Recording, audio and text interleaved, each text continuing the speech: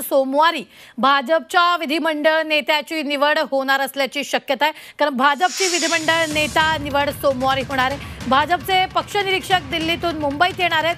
सोमवारपासून सरकार स्थापनेच्या हालचाली सुरू होतील।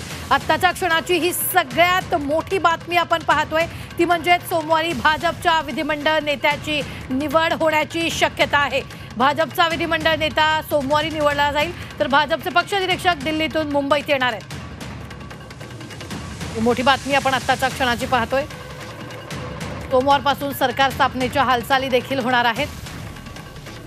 सध्या महायुतीची जी बैठक होणार होती ती आजची रद्द करण्यात आलेली आहे। दुसरीकडे जर आपण पाहिलं तर काल एकनाथ शिंदे, देवेंद्र फडणवीस, अमित शहा, अजित पवारांची बैठक झालेली आहे आणि त्यानंतर आता ही मोठी बातमी आहे, ती म्हणजेच भाजपचे पक्ष निरीक्षक दिल्लीतून मुंबईत येतील। भाजपची विधिमंडळ नेत्याची निवड होणार आहे। या संदर्भात ताजे अपडेट देत आहेत आपले प्रतिनिधी ओम देशमुख। ओम, काय ताजे अपडेट आहेत? भाजपकडनं पक्ष निरीक्षक पाठवले जातील अशी माहिती मिळते।